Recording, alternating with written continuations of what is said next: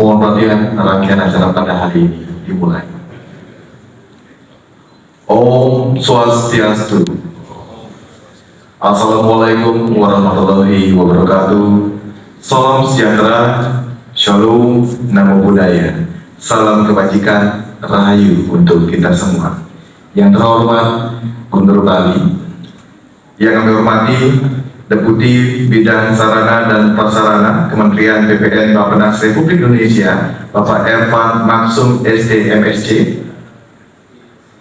Staf Khusus Menteri Bidang Keamanan dan Hukum Kementerian Dalam Negeri Republik Indonesia, Irjen Pol Dr. Andes Sangmade Mahendra Jaya MH,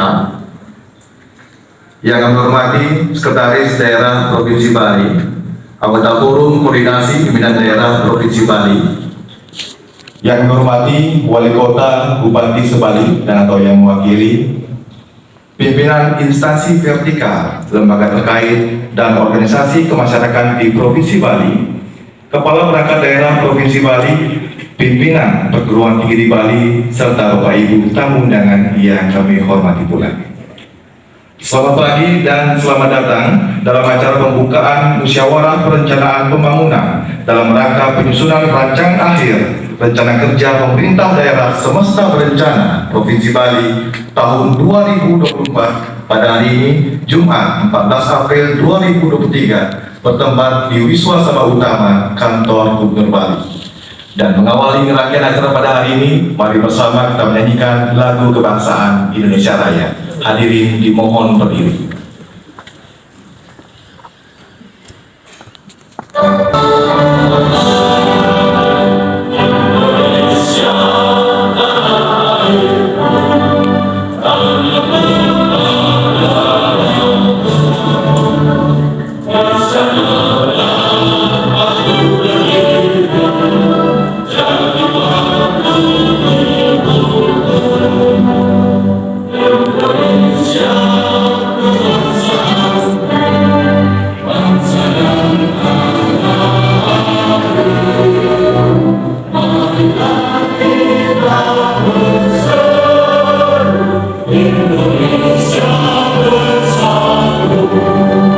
Kami lanjutkan dengan laporan yang akan disampaikan oleh Kepala Badan Perencanaan Pembangunan Daerah Provinsi Bali, Bapak Iwayan Wiyaksana Ika Putra.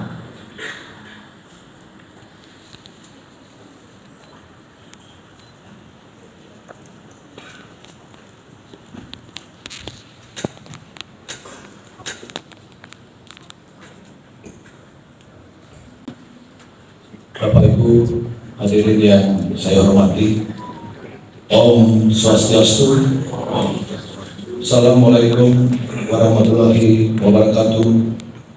Salam, Namo Buddhaya, salam sejahtera dan rahayu untuk kita semuanya. Yang terhormat Bapak Gubernur Bali, yang saya hormati para narasumber dari kementerian, izinkan ini sekaligus perkenalan kepada para hadirin, para narasumber kita yang sudah hadir pagi hari ini. Yang pertama, di sisi kanan Pak Gubernur, Bapak Ibu, beliau adalah Deputi Bidang Sarana dan Prasarana Kementerian BPN Bappenas, Bapak Ervan Maksum, yang hadir mewakili Menteri Perencanaan Pembangunan Nasional Kepala Bappenas Republik Indonesia. Selamat pagi Pak Deputi, selamat datang. Dan ini mungkin kunjungan Bapak pertama kali sebagai Deputi. Nanti mohon supportnya untuk Bali. Kemudian narasumber kedua kita di sebelah kiri Pak Gubernur, beliau adalah Staf Khusus Menteri Dalam Negeri Bidang Keamanan dan Hukum, Bapak Sangmade Mahendra Jaya, yang hadir mewakili Menteri Dalam Negeri Republik Indonesia. Selamat pagi, selamat pulang kampung adik. Ini supaya bisa nanti memberikan arahan untuk kita semuanya di Bali. Kemudian Bapak Ibu, Bapak Gubernur, untuk maklum semuanya, narasumber ketiga kita undang yang hadir rencananya Bapak Dirjen Perimbangan Keuangan Kementerian Keuangan. Beliau masih dalam perjalanan ke tempat acara. Kemudian Bapak Wakil Ketua DPRD Provinsi Bali yang hadir mewakili Bapak Ketua DPRD yang nanti juga akan menyampaikan paparan Wakil DPRD Provinsi Bali masih juga dalam perjalanan menuju tempat acara ini.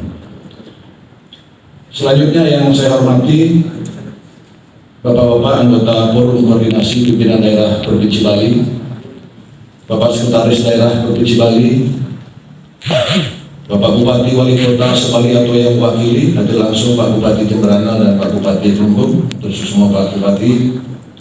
Kemudian pimpinan perangkat daerah Provinsi Bali, Kepala Bapeda Kabupaten Kota Sebali, pimpinan instansi terkait, pimpinan BUMN, BUMD di Bali, pimpinan perguruan tinggi, pemuka masyarakat, pimpinan lembaga dan organisasi kemasyarakatan, serta hadirin peserta musrenbang yang berbahagia.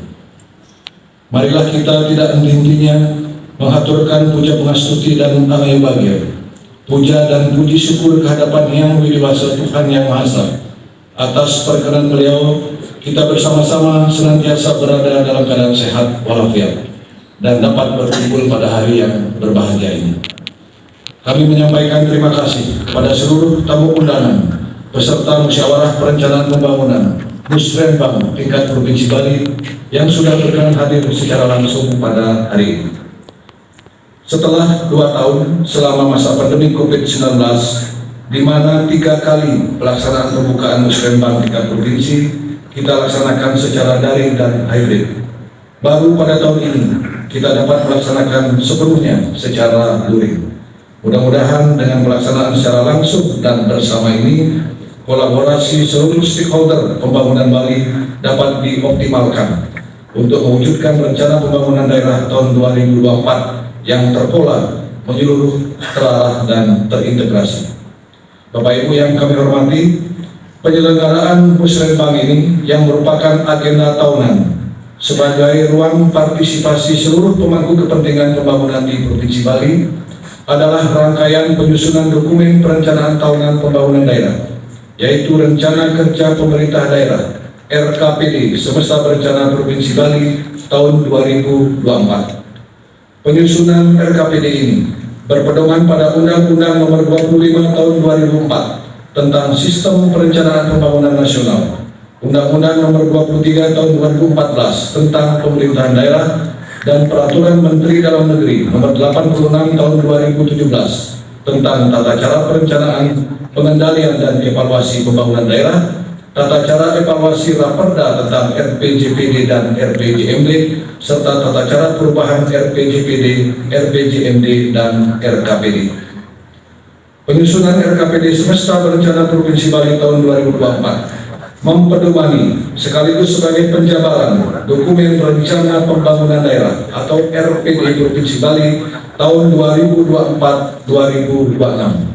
Hal ini disebabkan masa berlakunya RPJMD semesta berencana Provinsi Bali 2018-2023 tahun ini akan berakhir. RPD Provinsi Bali tahun 2004-2026 secara substansial menjamin pembangunan daerah Bali tetap berkelanjutan. 3 dimensi utama pembangunan Bali, yaitu alam, kerama, dan budaya Bali, harus tetap dijaga keseimbangan, kesucian, dan keharmonisannya. Demikian juga program-program yang bertujuan memberdayakan masyarakat, mensejahterakan masyarakat, serta menjaga keseimbangan struktur dan fundamental ekonomi Bali, termasuk mengatasi kesenjangan antar sektor dan antar wilayah, harus tetap dijaga keberlanjutannya. Untuk itu, tema pembangunan Bali dalam RKPD semesta berencana tahun 2024 adalah percepatan transformasi ekonomi kreatif Bali yang hijau, tangguh, dan sejahtera, serta peningkatan daya saing daerah. Tema ini sudah sejalan dengan tema RKP nasional tahun 2024, yaitu mempercepat transformasi ekonomi yang inklusif dan berkelanjutan.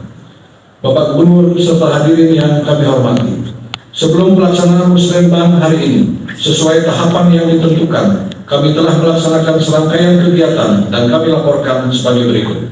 Pertama, rapat koordinasi dan evaluasi program dengan melibatkan seluruh perangkat daerah Provinsi Bali dan Bapeda Kabupaten Kota Sebali pada tanggal 3 Februari 2023. 2. Bilateral meeting dengan melibatkan seluruh perangkat daerah Provinsi Bali dan kelompok ahli pembangunan Provinsi Bali pada tanggal 6 sampai 7 Februari 2023.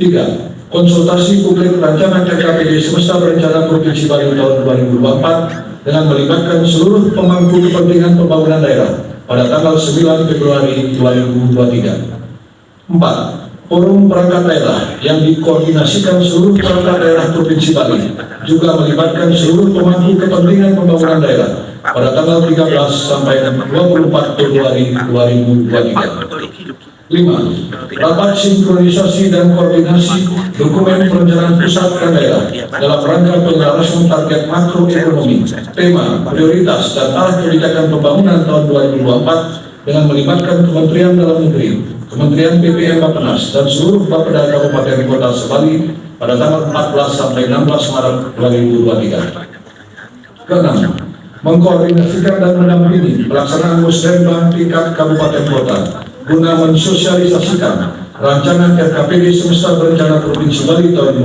2024 sehingga dapat dijabarkan lebih awal dalam rancangan RKPD kabupaten kota yang tengah disusun.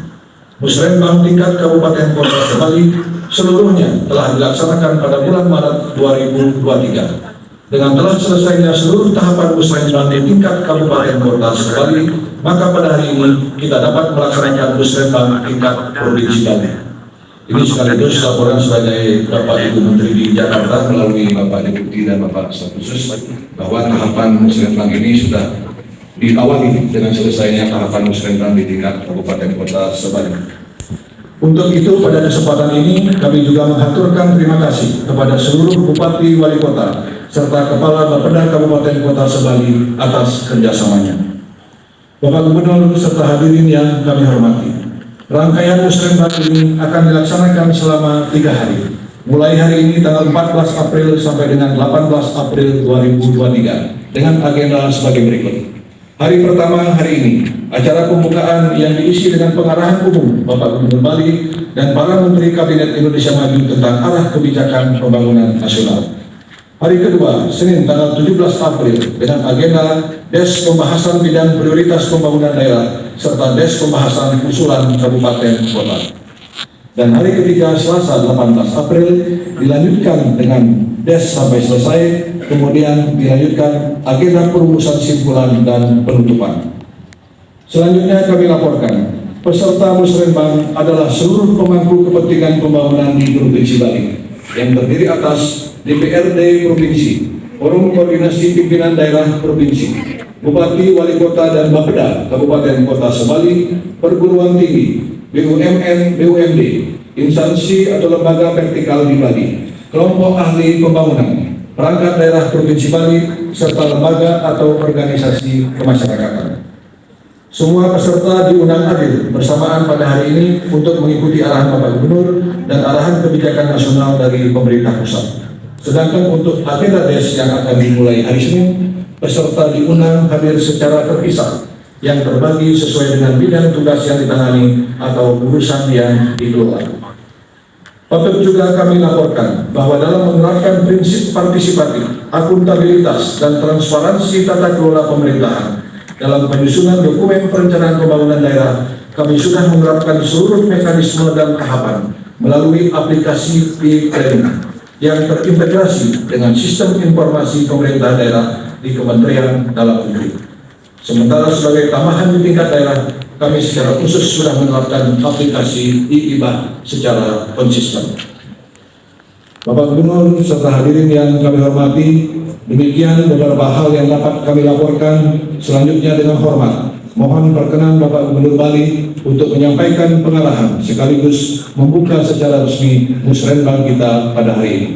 Pada kesempatan berikutnya, kami juga mohon Bapak-Bapak narasumber yang mewakili para menteri memberikan pengarahan tentang arah dan kebijakan pembangunan nasional untuk kita jabarkan dan kita terapkan di Provinsi Bali.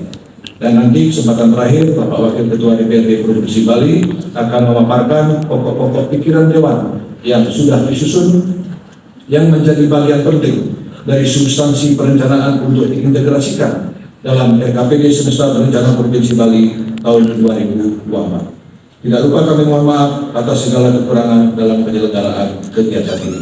Sekian dan terima kasih. Om Santi Santi Santi Om. RKPD Semesta Berencana Provinsi Bali tahun 2024 pada hari ini. Dengan hormat, Bapak Wayan Koster, disilakan.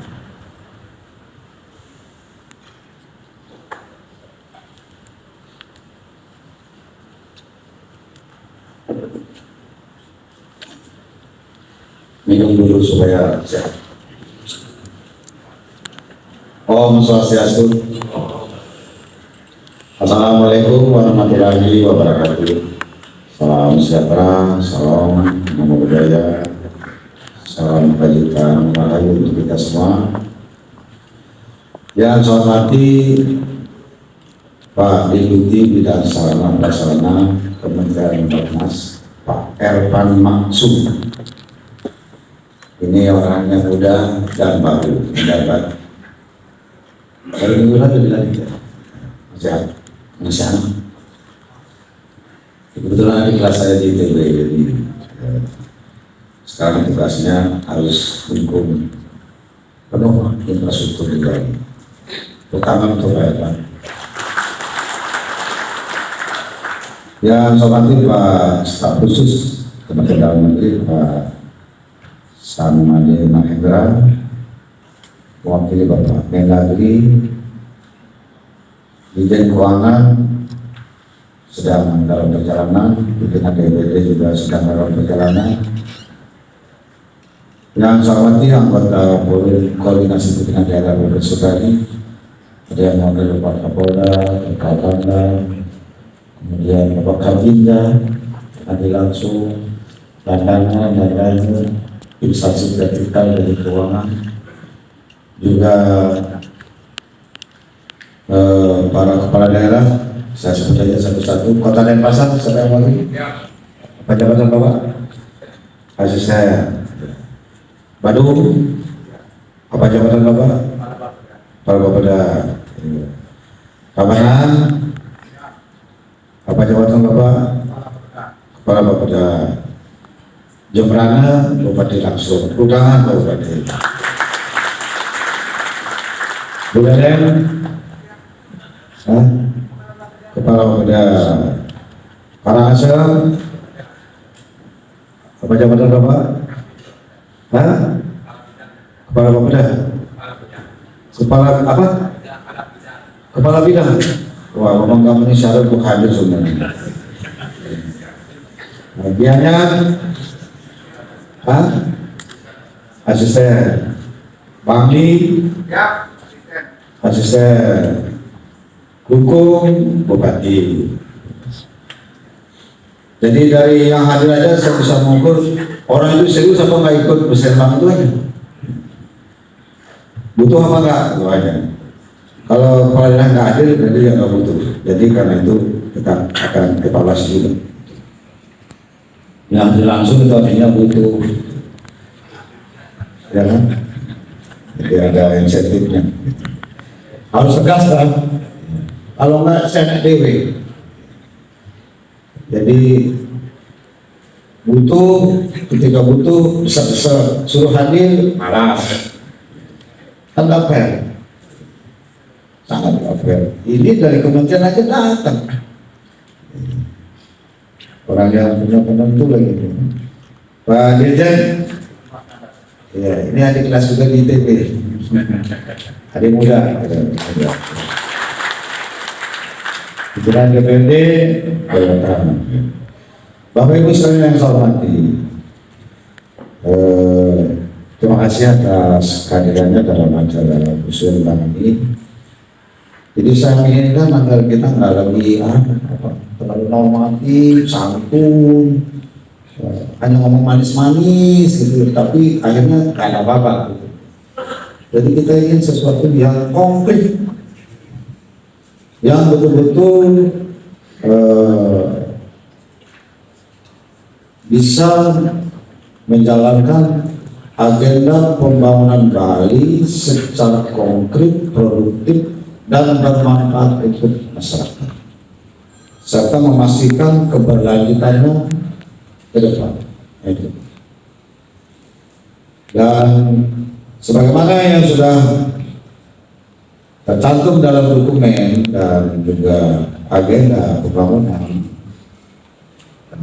Bali itu dibangun dengan visi Namun Satkerti Loka Bali melalui program pembangunan semesta berencana menuju Bali era baru yang mengandung makna menjaga kesucian dan harmoniskan alam Bali beserta isinya, alam beserta isinya, untuk mewujudkan kehidupan masyarakat Bali sejahtera, bahagia, niskala sekala sesuai prinsip Trisakti Bung Karno, berdaulat secara politik, berdikari secara ekonomi, dan berkepribadian dalam kebudayaan dengan menyelenggarakan pembangunan secara terpola, menyeluruh, terencana, terarah, dan terintegrasi dalam bingkai negara kesatuan Republik Indonesia berdasarkan nilai-nilai Pancasila 1 Juli 1945. Ini visinya lengkap,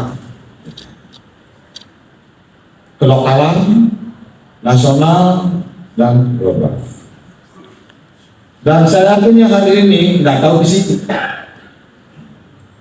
Jangan-jangan baca dulu.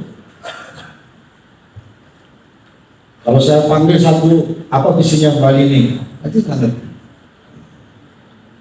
mungkin cuma dengar-dengar doang. Padahal visi ini adalah kearifan lokal, warisan leluhur yang harus kita wujudkan untuk membangun Bali ini secara menyeluruh di wilayah Bali. Visi yang dibangun dengan berdasarkan pada nilai-nilai kearifan lokal Satkerti. 6 sumber utama kesejahteraan dan kebahagiaan manusia yang meliputi pertama Atmakerti, menyucikan dan memuliakan Atman atau jiwa. Yang kedua Segara Kerti, menyucikan dan memuliakan laut dan pantai.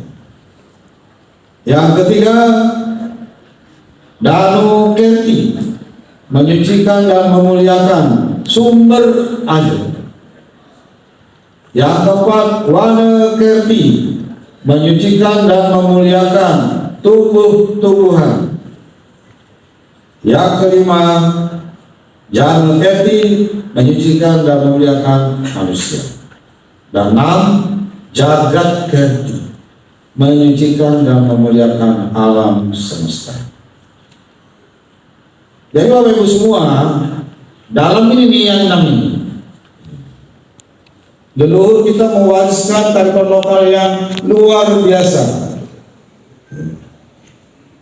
Leluhur kita zaman dahulu, saya nggak tahu abad keberapa ini diciptakan, itu menemukan satu konsep pembangunan yang berdimensi niskala skala, dan secara skala itu sebenarnya kalau kita wujudkan dan divisi nomor 1 kita kembali diupayakan untuk diwujudkan, inilah sebenarnya merupakan pembangunan yang ramah lingkungan dan berkelanjutan. Jadi untuk membangun ini yang ramah lingkungan berkelanjutan ini dalam segala aspek, itu kita nggak perlu studi banding kemanapun. Nggak perlu gaya-gaya ke Eropa, ke Amerika, kemana, nggak ada. Satkerti situ nggak ada, adanya cuma di Bali. Kalau kita bicara sekarang di dunia global itu pembangunan yang ramah lingkungan berkelanjutan, dekarbonisasi segala macamnya itu yang menjadi isu global sekarang ini, energi bersih segala macam, itu secara fundamental, secara esensial sudah ada di Satkerti. Jadi kita nggak perlu meniru sana, situnya yang harus dirubah. Baru nah. Kita punya kearifan lokal yang luar biasa, yang bisa dijadikan sebagai konsep pembangunan berjangka panjang tembus zaman, tapi nggak pernah diangkat sebagai satu konsep teknokratis untuk membangun Bali. Sekarang saya wujudkan betul secara bertahap. Nggak gampang karena memang mulainya dari situasi yang serba sulit, semraut, kacau balau. Maka visi ini digunakan untuk menata secara fundamental dan komprehensif pembangunan Bali agar Bali kembali kepada tatanan yang betul-betul sesuai dengan tatanan kehidupan masyarakat yang diwariskan oleh leluhur kita dengan mengikuti perkembangan zaman. Ada yang berubah, ada yang tidak. Ada yang secara prinsipil esensial harus tetap kita jaga. Ada yang harus mengikuti perkembangan zaman itu. Ini saya perlu memberikan wawasan pembangunan. Bahwa pembangunan itu tidak sekedar kita membangun, tapi membangun dengan satu akar filosofi, falsafah yang menjadi landasan untuk menggerakkan apa yang harus kita agendakan untuk membangun Bali. Bukan sekedar kita bangun jalan, bukan sekedar bangun sekolah, bukan sekedar kita bangun fasilitas kesehatan, tapi ada hal yang jauh lebih esensial dari itu. Dan inilah yang sedang kita wujudkan di Bali dengan visi Narum Sakti Loko Bali ini dalam berbagai bidang. Ada 5 bidang prioritas pembangunan Bali. Yang pertama adalah bidang pangan, sandang, papan. Bidang kedua, kesehatan dan pendidikan. Bidang ketiga, jaminan sosial dan tenaga kerja. Bidang 4, ada tradisi, seni dan budaya serta keperluan. Bidang kelima, pariwisata. Ada 5 ini. Pangan, sandang, papan. Pangan.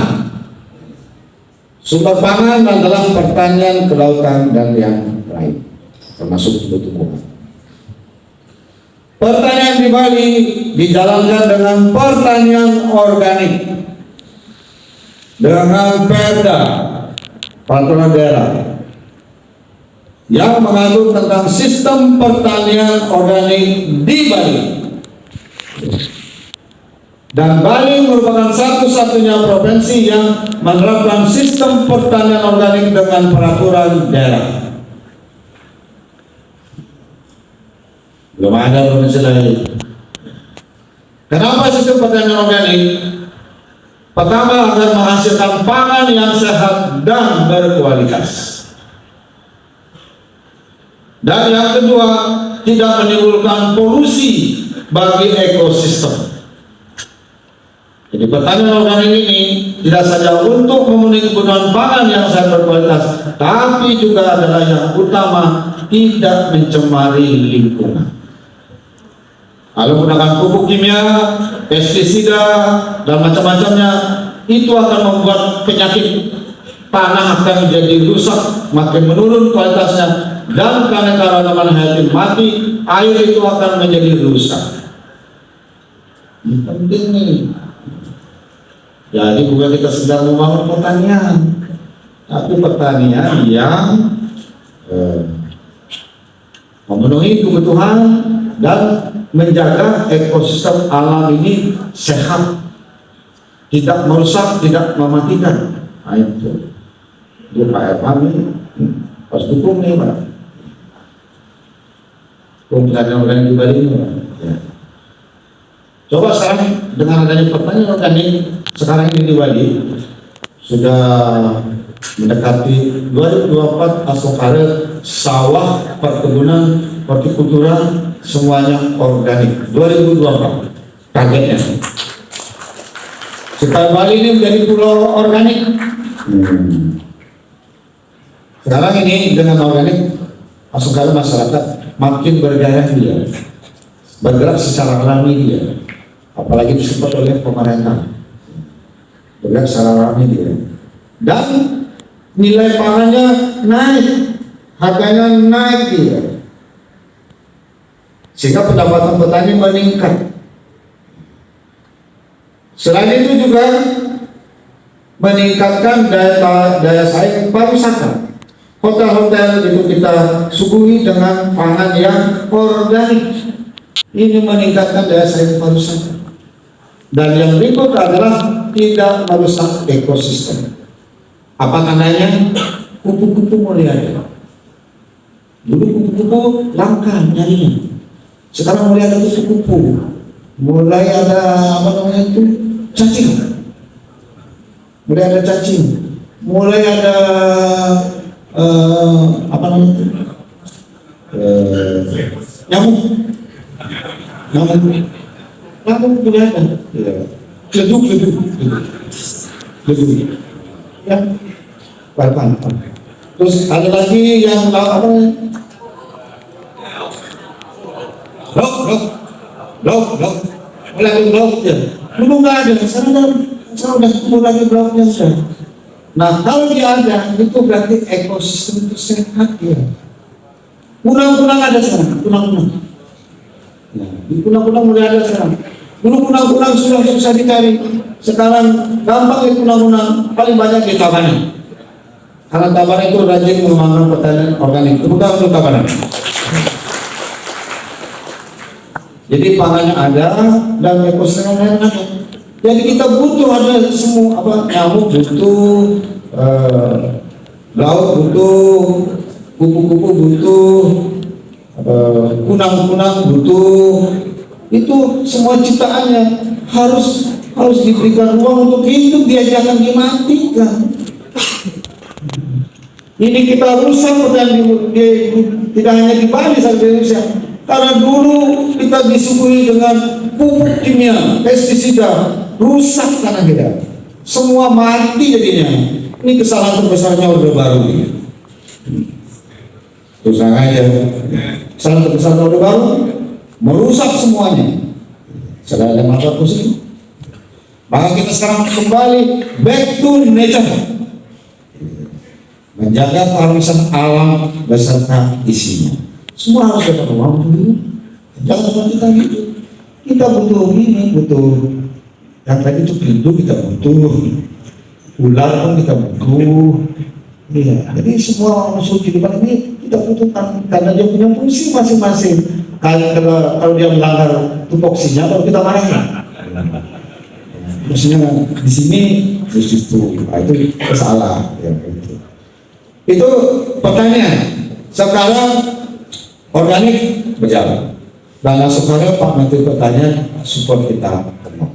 Itu Pak katakan pertanian di Bali ini perlu disupport karena pertanian jadi prioritas utama saya.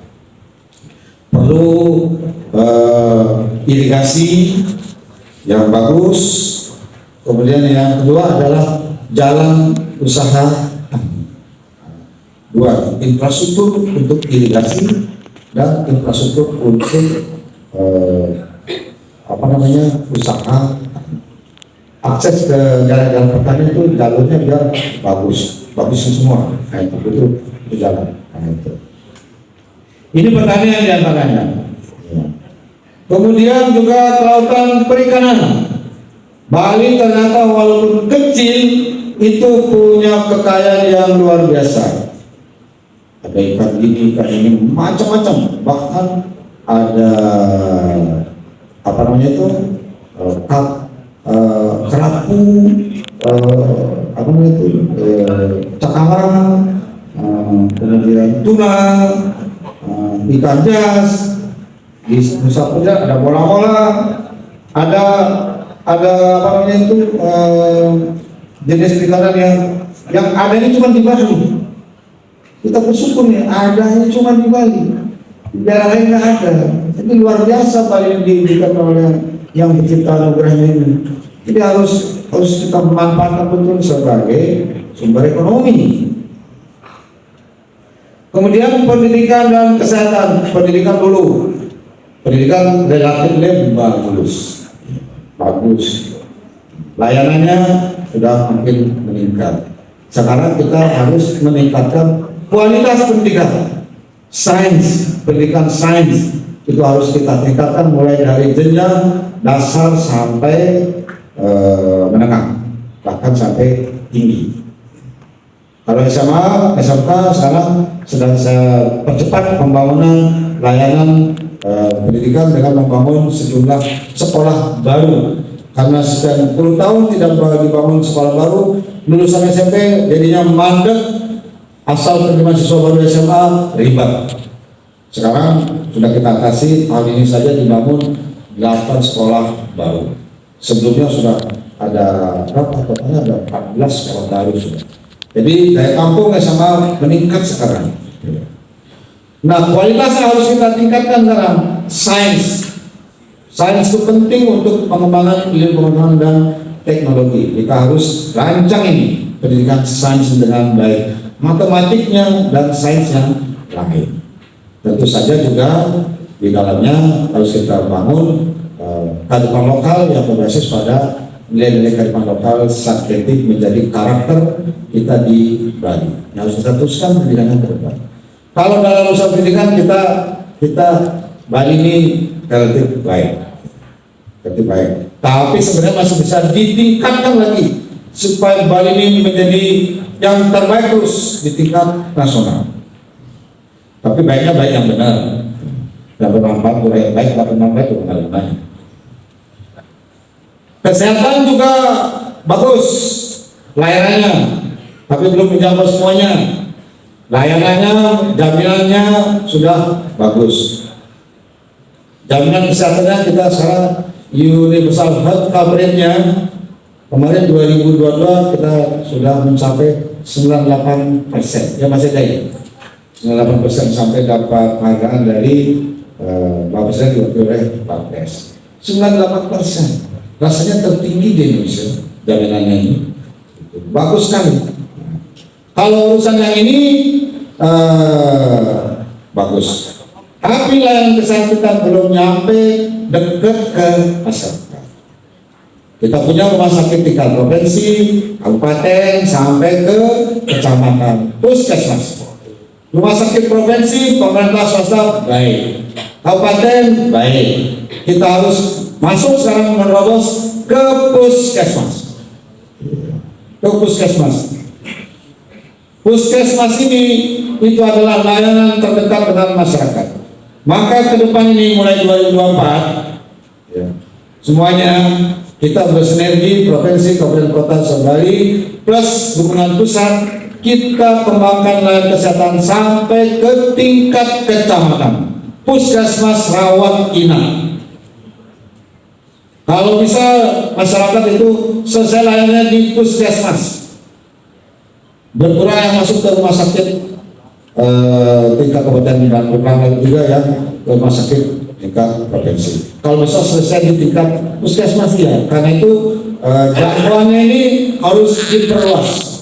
Sekarang kita minta data fakta dari kesehatan, berapa yang sudah rawat inap dari puskesmas yang ada dan berapa yang belum. Berapa tenaga medis yang diperlukan dan non medis yang diperlukan, dan berapa sarana yang diperlukan, alkesnya yang untuk memenuhi di tingkat kecamatan harus supaya sampai tingkat kecamatan ya. Beberapa kecamatan sudah menjadi rumah sakit puskesmas rawat inap, tapi harus ditingkatkan semua. Bali yang kecilnya harus bisa dijangkau oleh masyarakat kita dengan mudah untuk mendapatkan akses layanan kesehatan yang berkualitas. Jadi ini Pak Erpan, ini untuk puskesmasnya harus dukung. Kalau diserahkan pada pemerintah kota, mampu dia. Nanti kita sinergikan, kita petakan secara bertahap, di mana dulu, supaya selesai satu-satu dia. Sehingga ke depan dalam 5 tahun, dalam 45 tahun selesai semua di Bali puskesmasnya masuk kategori rawat inap. Dan kelas rumah sakitnya di kabupaten kota sampai provinsi supaya minimum tipe B B. Kalau bisa A, bisa. Itu jadi jangan C. Kalau C, kalau C nilainya pas-pasan. Harus B baik. A sampai begitu. Kemudian yang berikut yang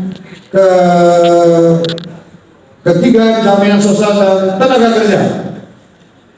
Tenaga kerja kita sudah punya area kerja yang cukup bagus. Dengan tenaga migran Indonesia Dulu tenaga kerja migran kita nggak diurus dengan serius. Saya baru tahu mempelajari data ini ketika terjadi pandemi pertama Maret 2020. Pada pulang semua. Ternyata ada sekitar 22.000. Pulang semua. Cek semua. Karantina lagi. Aduh, banyak kali yang kita karantina waktu itu. Baru kita tahu nggak terurus selama ini PMI kita dengan baik. Sekarang kita buatkan Pergub sistem pengelolaan pekerja migran Indonesia ramah baik. Semua kita dorong terdata. Bagi yang masuk ke dalam sistem itu akan mudah mendapatkan layanan, sehingga nggak lagi nanti ada kasus nggak ada yang lulus. Semua harus kita bisa kelola dengan cepat, dengan respon cepat. Ada kasus di negara ini tenaga kerja kita lakukan dengan penanganan dengan cepat. Ini sering kejadian, dan dalam urusan ini semua kita harus pahami. Disnaker provinsi kabupaten kota harus sering duduk bareng. Ada agen tenaga kerja yang nakal, yang nipu-nipu, harus tertibkan ini. Ada juga masyarakat kita yang polos, nggak ngerti dia akses langsung, nggak ngerti risikonya, tahu-tahu ditipu, sampai di situ baru masalah. Jadi kita harus sosialisasikan ini, sistem yang berlaku ini, hati-hati dia, jangan pula kena tipu terus, kena tipu, kena uang lagi, itu harus kita perbaiki. Dan kualitas tenaga kerja kita di Bali ini harus terus kita tingkatkan supaya bisa bersaing memenuhi pasar yang ada di dalam negeri maupun juga di luar negeri. Salah satu kelebihannya orang Bali itu adalah ulet, tekun, disiplin, tertib, sehingga tenaga kerja kita di luar itu yang profesional itu rata-rata mendapat pengakuan, dapat apresiasi. Tenaga kerja di bidang spa, kemudian juga kapal pesiar itu disenangi orang lain ini. Jadi kita harus fokus ke situ supaya dia berkelas lagi, supaya dia mendapatkan pengakuan yang lebih baik di luar dan mendapatkan penghasilan yang lebih baik. Fokus ke situ lah. Juga untuk keberadaan di Bali ini, terutama untuk tenaga kerja di bidang hotel atau jasa usaha pariwisata. Supaya makin bersaing dia. Supaya kalau orang Bali ini jangan hanya jadi tukang bawa minuman, tukang masak uang, jadi manajer juga. Ada Snaker sama Badan Pendidikan Pendidikan ini dibuatkan pelatihan dia. Begitu banyak ada hotel coba itu berapa orang manajernya orang Bali? Berapa orang manajer orang Bali? Bisakah kita bikin orang yang mampu mengelola? Bisa. Emangnya orang lain lebih pintar dari kita? Enggak. Sekolahnya sama, makanya 3 kali saya juga. Sama aja, sekolahnya begitu juga. Ya harusnya bisa. Jadi ruang pekerjaan di Bali ini seoptimalnya harus diisi oleh orang kita di Bali. Supaya optimal penyerapan tenaga kerja untuk Krama Bali. Harus begitu kita, supaya memberi manfaat untuk mendorong peningkatan kesehatan dan kebahagiaan masyarakat. Ini harus didorong nih. Ini belum begitu rapi nih. Oh nih koordinasi dengan pemerintah kota. Yang berikut adalah pendapat adat, agama, tradisi, seni, budaya. Kalau ini menjadi program super prioritas. Karena Bali memiliki kekayaan, keunikan dan kemudahan adat, tradisi, seni budaya serta kehidupan lokal. Ini menjadi prioritas. Maka berdasarkan diperkuat dengan perda, dikeluarkan kebijakan penggunaan busana adat Bali, penggunaan aksara Bali. Tapi mohon maaf, belum semuanya hadir. Cobalah yang di Kabupaten Bungkung, semua orang kota masih belum tentu menggunakan aksara Bali, masih juga ada menggunakan aksara Bali di bawah aksara Latin. Padahal bedroomnya aksara Bali harus di atas. Saya kemana aja lewat, saya tuh lihat kiri kanan, wah ini di Kelungkung ternyata masih ada jalan dan aksara Bali di bawah. Denpasar masih banyak, Beladak masih banyak, Gianyar banyak, Bangil banyak. Apa artinya kita nggak tertib? Apa artinya kita nggak memuliakan warisan leluhur kita? Aksara Bali itu adalah warisan leluhur yang menjadi sumber peradaban kita di Bali. Kita bersyukur diberikan aksara Bali. Negara yang punya aksara itu adalah negara yang memiliki peradaban kuat. Negara yang akan maju. Lihat Cina, lihat Jepang, lihat Korea, lihat Thailand. Semua punya aksara. Dan dia gunakan dengan tertib, bahkan dia tidak ada aksara latinnya kecuali hal yang sangat tertentu. Dia pun menggunakan aksara negaranya. Kita bukan aksara negara, aksara Jawa. Wonocoroko ada cara. Di situ 20, di sini 18. Kurang 2, yang 2 jatuh di Limanu. Waktu bisa Jawa lagi dipotongin.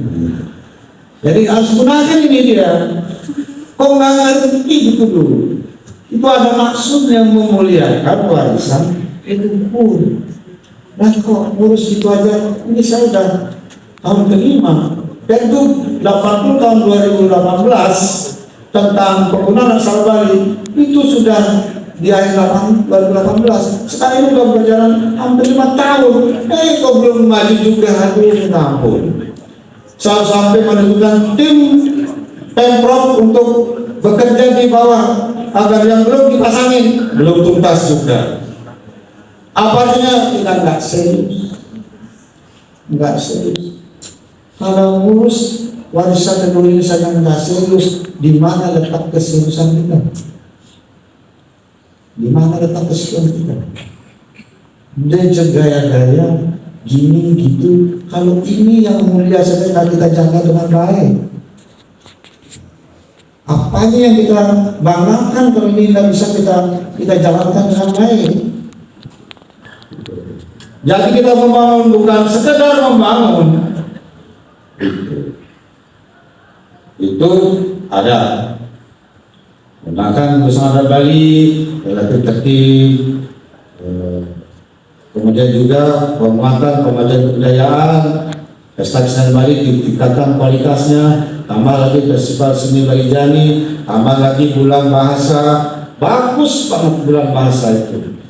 Bulan bahasa tiap tahun di bulan Februari 1 bulan penuh. Ini Pak Erma, Pak Sangguman sama Pak Yuki. Bali punya bulan bahasa tiap bulan Februari. Ini udah yang kali ini yang ke-5. Supaya bahasa Bali terjaga. Warisan leluhur juga ini. Coba tidak ada punya bulan bahasa nggak? Di Jawa ada bulan bahasa Jawa. Sunda? Sumatera Barat ada?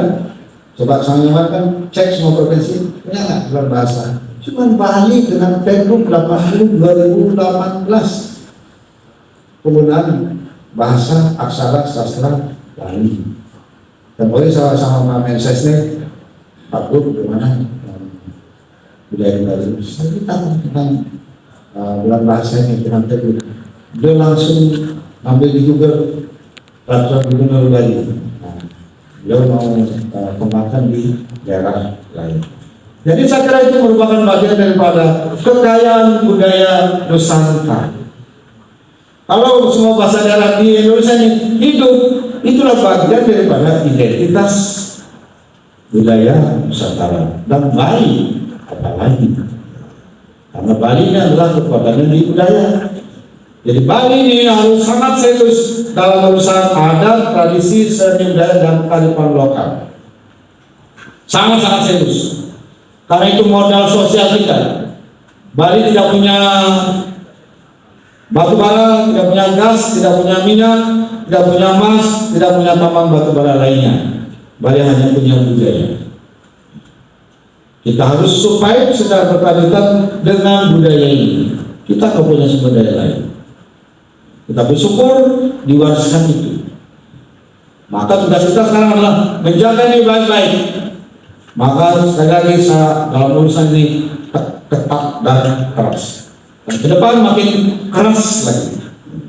Kalau sampai budaya Bali tidak terawat dengan baik, terjaga dengan baik, maka ke depan Bali ini tidak akan beda dengan daerah lain. Identitas spesifiknya, karakter spesifiknya hilang. Enggak ada bedanya lagi Bali dengan daerah lain. Bali ini wilayahnya kecil, cuma 5.646 km persegi. Penduduk cuma 4,3 juta. Pertumbuhannya cuma 1,01%. Siapa tahu? Cuma 8 kabupaten, 1 kota, 57 kecamatan, 80 kelurahan, 1.493 desa, kecil Bali ini. Kalau keunikan Bali tidak terjaga dengan baik, maka ke depan Bali tidak akan dilirik orang lagi. Bali tidak akan lagi dihormati. Bali akan menjadi pusaran event dunia. Daya tarik Bali itu akan hilang. Ini yang saya wanti-wanti dari sekarang. Serius dalam urusan budaya ini. Jangan main. Ini fundamental kita di Bali. Harus serius. Jadi karena itu kita semua harus sekarang bisa. Yang kelima, pariwisata. Pariwisata di Bali ini manfaat positifnya banyak, tapi dampak negatifnya banyak juga. Karena arahan sistem selama ini tidak terbangun dengan baik. Sekarang mulai kita bangun dengan Perda dan Perlu. Ada Perda penyelenggaraan pariwisata berbasis budaya. Pariwisata kita akan ke depan, pariwisata berbasis budaya, berkualitas dan bermartabat, dengan tata kelola yang baik, yang mampu menjaga kearifan lokal Bali dan menggerakkan sumber daya lokal Bali. Sekarang ini kita anggap loss terlalu banyak. Jangan bangga-bangga kita jadi destinasi wisata utama dunia. Kemana ekonominya bergerak? Loss ekonomi itu, loss. Jadi karena itu harus ditata betul ini kebutuhan pariwisata. Kita harus berhenti pada pikiran mass tourism. Apa gunanya ada wisatawan yang datang? Ya, apa itu buka selama di Mampu. Kemarin ada lagi yang telanjang. Saya bisa telepon kalau di rumah, udahlah sebentar, udah diperiksa sekarang, bentar lagi deportasi. Jangan diberi ampun yang begini-begini. Tempat suci dinodai. Kalau ini kita biarkan terus-menerus, maka satu demi satu ekosistem pariwisata Bali rusak. Kalau sudah rusak dia, siapa yang mau datang ke Bali? Jadi jangan hanya berpikir pendek, yang penting sekarang sepeda motor laku, mobil laku, belanja, bukan sekedar itu. Tapi berapa besar manfaat ekonominya buat Bali? Ini harus kita pikir. Setelahnya aduh, jalan menggunakan sepeda motor, nggak pakai helm, pakai kaos oblong, yaitu beriang-beriung di jalan, nakal, bikin punya, viral terus di mana-mana. Karena itu mulai akan kita tertibkan ini. Saya berterima kasih karena itu sesuatu yang runyam-runyam ini. Berarti ini adalah kesempatan kita menata. Kalau nggak gitu, nggak bisa kita lakukan. Sama juga pariwisata. Syukur ada COVID. Kalau nggak ada COVID, kita nggak bisa menata pariwisata. Jadi ada COVID, kita punya ruang untuk menata. Itu tuh luar biasa COVID itu. Manfaat positif dan memberikan pelajaran kepada kita semua. Supaya kita bertransformasi. Cara berpikir, cara bertindak di dalam sistem pemerintahan dan juga pembangunan.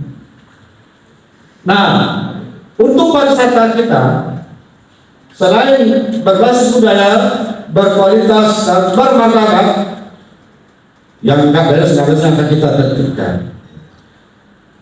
kita harus menaikkan daya saing pariwisata Bali agar bisa menyasar wisatawan yang berkualitas. Arah kita ke depan begitu. Karena itu kita harus tegak semua dalam menjalankan agenda ini dengan peraturan daerah dan peraturan gubernur yang ada. Bali menjadi tujuan wisata utama dunia, tapi dalam infrastruktur Bali tertinggal jauh dengan negara lain, bukan dengan daerah lain, dengan negara lain.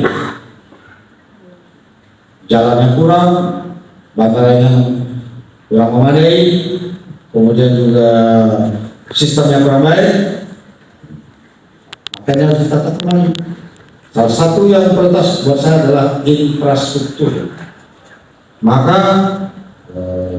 di periode pertama ini sejumlah infrastruktur sudah berhasil dibangun berkat dukungan dari pemerintah pusat dengan APBN-nya. Yang pertama jalan shortcut Singaraja Mui sudah selesai titik 3, 4, 5, 6, 7 ABC, tahun ini 7 DE, tahun ini DE. Berikutnya 9, 10. Tolong Pak Ervan, awal ini titik 9, 10 dan tambah titik 11, 12. Titik 9, 10 direncanakan menggunakan kepala balik ya, menggunakan SDM, surat berharga negara, sedang berproses. Kalau bisa Pak Ervan dipercepat, kalau bisa akhir tahun sudah tender ya. 2024 jalan 9-10-nya, tinggal 2025 titik 11, 12 selesai dan itu mengkoneksikan antara Bali Utara dengan Bali Selatan. Ini problem utama untuk menyeimbangkan ekonomi Bali Utara dengan Bali Selatan. Ini penting Pak Ervan, sangat penting. Kemudian 3 pelabuhan, Pelabuhan Sanur, Pelabuhan Sampalang, Nusa Penida, dan Pelabuhan Bias Tunjung, Nusa Ceningan. Udah selesai, udah bagus nih. Dari APBN untuk dukungan 563 miliar, udah selesai dalam tulisan Bapak Presiden. Sekarang ke Nusa Penida nggak perlu lagi buka sepatu, nggak perlu lagi digendong. Udah enak sekarang ke Nusa Penida. Kalau wisata ke sana, kasihan ya. Berpuluh-puluh tahun itu dibiarkan itu, aduh minta ampun, semrawut. Coba lo kemana selama ini uangnya dipakai apa ya? Tadi jadi. Shortcut sekarang udah ngabisin 700 miliar. Kira-kira sampai selesai butuh lagi 700 sampai 800 miliar. Jadi Pak Eka perlu siapkan anggarannya tahun 2024 sampai 2025 supaya selesai. Itu supaya konkret bukan hadir dan cuma hadir doang ya Pak Eka. Kalau cuma iya Pak. Ini cuma hadir ngomong doang ya. So jangan mato, no action for politik. Kan gitu, sama besok gitu. Sekarang yang konkret detail deh kayaknya Pak Jokowi. Bicara yang detail, yang konkret aja udah. Gitu. Kemudian yang fasilitas kawasan suci Pura Sakti 900 meter dari APBN dan dari APBD sudah selesai, tapi ada juga yang belum sedang dilanjutkan. Kira-kira untuk lagi 200 meter sampai selesai tuntas 2002. Kemudian kawasan pusat kebudayaan Bali, pembebasan lahan dan pematangan lahan sudah selesai. Asal 2023 ini Agustus sudah mulai isi zona intinya. Ini dapat PEN 1,5 triliun sudah habis untuk membebaskan lahan dan mematangkan lahan. Tapi infrastrukturnya sudah mulai dari APBN, dari Menteri PU untuk bikin sungai habis 240 medan lebih. Kemudian tahun ini rencananya dan berikutnya adalah pelabuhan Gunakse yang harus dilanjutkan. ditambah dengan kemarin. Nah, infrastruktur berikut adalah jalan tol Gilimanuk Mui sedang berjalan sekarang. Kalau didorong terus di swasta, bukan APBD. Jadi kalau didorong terus supaya agendanya sesuai dengan rencana PU 2025 sudah sampai ke dari Gilimanuk ke juga dibangun destinasi wisata baru Turya Pada Tower KBS 6.0 Kerti Bali di Buleleng akan menjadi destinasi wisata baru dan pusat pertumbuhan ekonomi baru dari APBD Provinsi Bali full 450 miliar lebih. Kontrak selesai Oktober ini, mudah-mudahan selesai Agustus karena saya berakhir 5 September. Jadi saya sebelum saya berakhir selesai dia. Setelah bisa diresmikan sebelum saya berakhir sudah dapat aman. Panggung kedua kan 2025 kita harus cepat. Nah ini akan menjadi pusat pertumbuhan ekonomi baru di Buleleng untuk menyeimbangkan Bali Utara dengan Bali Selatan, dan juga dia akan berdampak pada kawasan lain di Tabanan. Dia akan menjadi jalur wisata yang menjadi pusat pertumbuhan ekonomi Bali. Nah, ini diantaranya yang sudah berjalan, dan 2024 harus ada yang kita lanjutkan lagi. Sejumlah agenda harus dilanjutkan lagi, tapi prioritas dan orientasinya berubah. Di 2024 kita akan meningkatkan kualitas SDM berkaitan dengan pendidikan, kesehatan, dan kaitannya dengan penanganan masyarakat miskin supaya tuntas kita diubahi. Kemudian infrastrukturnya berlanjut, dan prioritas berikut adalah ekonomi. Mulai kita bergerak ke ekonomi. Ekonomi sudah ada konsep transformasi ekonomi dengan ekonomi kreatif Bali yang dijadikan dokumen oleh Bappenas. Tahun ini sudah harus mulai berjalan. Harusnya Pak Evan dipercepat itu manajemen untuk operasional yang mengelola ekonomi kreatif Bali ini. Jadi ini supaya harus berjalan secara bertahap karena ini program jangka panjang untuk merubah struktur dan fundamental perekonomian Bali di masa yang akan datang. Tidak bisa buru-buru, tidak bisa cepat. Hanya ini menyangkut perubahan fundamental di seluruh wilayah Bali berkaitan dengan sejumlah sektor. Ini diantaranya yang perlu menjadi perhatian serius pergeseran dari 2023 ke 2024. Karena itu Muslimbang ini harus mengarah ke sana dan memastikan program prioritas yang harus dijalankan di provinsi dan kabupaten kota secara bersinergi. Bali sudah bisa dikelola dalam satu kesatuan wilayah, satu pulau, satu pola, dan satu tata kelola. Jangan egois. Ini demi Bali. Jangan egois. Agar Bali ini terjaga dengan baik, jangan dirusak. Karena itu supaya Muslimbang ini mengarah kepada program yang prioritas, yang produktif, bermanfaat untuk masyarakat. Jadi bukan sekedar kita mengarah kepada kebiasaan buruk, membuat program dengan APBD itu bagi-bagi uang. Nggak bisa. Jadi uang yang sedikit ini itu harus diprioritaskan kepada program-program yang produktif. Jangan program yang rutin, uang yang rutin di situ habis nggak menghasilkan apa-apa. Ini harus dikurangi. Harus betul-betul yang nyepek ke masyarakat. Output dan outcome-nya jelas dan terukur, serta dapat meningkatkan perekonomian masyarakat. Ini arah kita ke depan. Di Bapak Ibu sekalian semua, kabupaten kota terutama, jadi jangan sekadar kita bikin dokumen pembangunan, supaya kita betul-betul dokumen ini bisa diaktualisasikan secara nyata di wilayah masing-masing, kemudian mendorong sektor-sektor yang menjadi prioritas.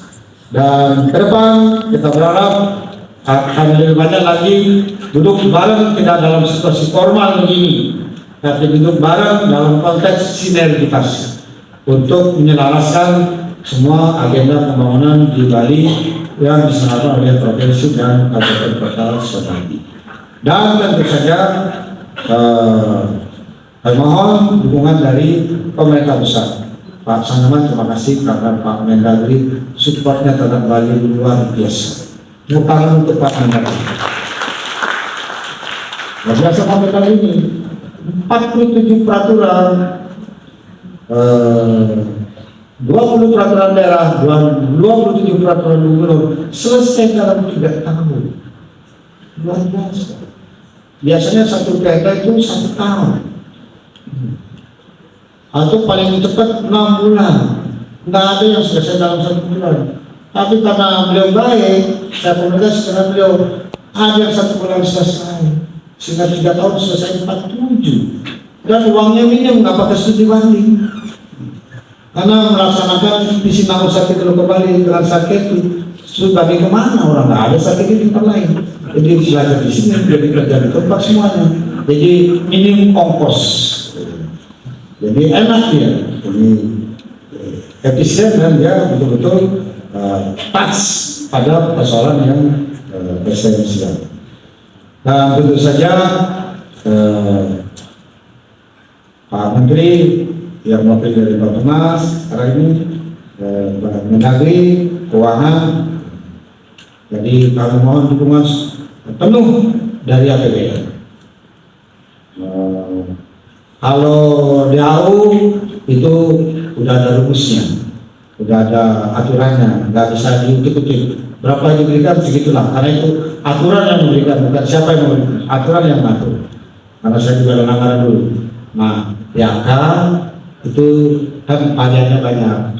Ada DAK yang reguler, ada DAK yang temporer, menurut kebutuhan prioritas pada saat tahun berkenaan. Jadi yang ini tolong mulai 2024 supaya dia akan kembali, coba dicek dulu segini sekarang berapa, gitu supaya 2024 itu bisa ada kenaikan supaya tapi nanti saya akan ini yang malas-malas datang pelajaran ini akan saya tahu sembuh, jadi ya itu saya akan fasilitasi yang komen aja. Kalau nggak komen untuk apa diurus? Betul-betul kita ini ingin kerja bareng agar Bali ini kelihatan elegan. Jadi mohon dukungannya di sini Pak Dirjen dari Kementerian Keuangan, harus seperti ini ya Pak. Jadi lihat lagi ini untuk kebutuhan kami di Bali, infrastruktur yang menjadi prioritas. Saya kira itu yang perlu saya sampaikan pada Bapak Ibu semua yang hadir. Nanti akan ada arahan detail dari Bappenas, dari Kemendagri, dan dari Kementerian Keuangan. Tapi sekali lagi jangan cuma arahan, jangan cuma di arah doang. Kalau di arah nggak ada uangnya nggak bisa jalan juga dia.